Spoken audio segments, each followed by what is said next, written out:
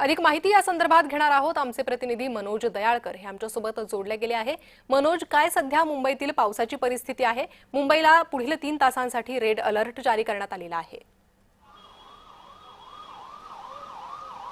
नक्कीच प्रणिता, आपण या ठिकाणी बघितलं लगातार 3 दिवसापासून मुंबईमध्ये आणि मुंबईच्या उपनगरामध्ये पाऊस सुरू आहे आणि त्यामुळे संपूर्ण मुंबई आपण बघितलं कुठेतरी धीमी झालेली आहे। संपूर्ण मुंबईमध्ये आपण बघितलं सकल भागामध्ये पाणी साचलेलं आहे। जसं काय या ठिकाणी नदीचं स्वरूप आपण बघू शकता आलेलं आहे आणि याच पाण्यामधून गाड्या देखील जात आहेत। त्यामुळे संपूर्ण आपण परिसर बघितला हा तर संपूर्ण पाण्याने जलमय झालेला हा संपूर्ण परिसर आहे आणि या ठिकाणी महानगरपालिकेचे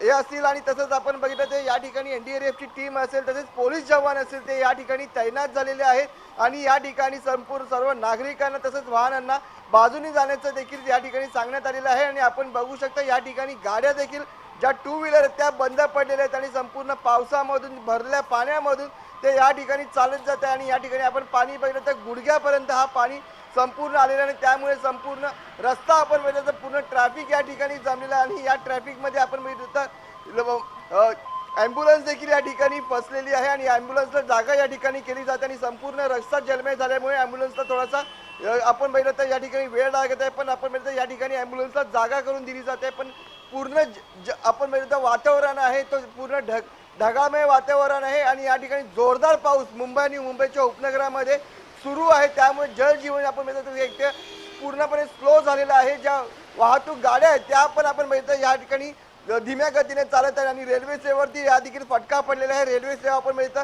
15 ते 20 मिनिटं उशिराने धावत आहे। त्यामुळे नागरिकांना हवामान खात्याकडनं तसंच महानगरपालिकेकडनं आणि शासनाकडनं विनंती करण्यात आली आहे गरज असेल तरच घराबाहेर पडा, अन्यथा घराबाहेर पडू नका आणि घराबाहेर पडलं तर आपण आपली काळजी घ्या असं देखील या ठिकाणी म्हणण्यात आलेलं आणि मुख्यमंत्री देवेंद्र फडणवीस यांनी देखील आपण बघितलं काल मंत्रालयामध्ये जाऊन संपूर्ण परिस्थितीचा आढावा घेतलेला आहे। कारण की कालपासून आपण मनोज मात्र आपण पाहिलं की काल आढावा घेतला होता परिस्थितीचा मुख्यमंत्र्यांनी आणि त्यानुसार प्रशासनाला सूचना दिल्या होत्या। आतापर्यंतच ही परिस्थिती आहे, आणखी पुढचे 3 तास रेड अलर्ट जारी करण्यात आलेला आहे। त्यामुळे आणखी ही परिस्थिती भयावह बनू नये किंवा हाताच्या बाहेर जाऊ नये म्हणून प्रशासनाकडून कशा प्रकारे तयारी करण्यात येते याबद्दलची काही माहिती समोर येते।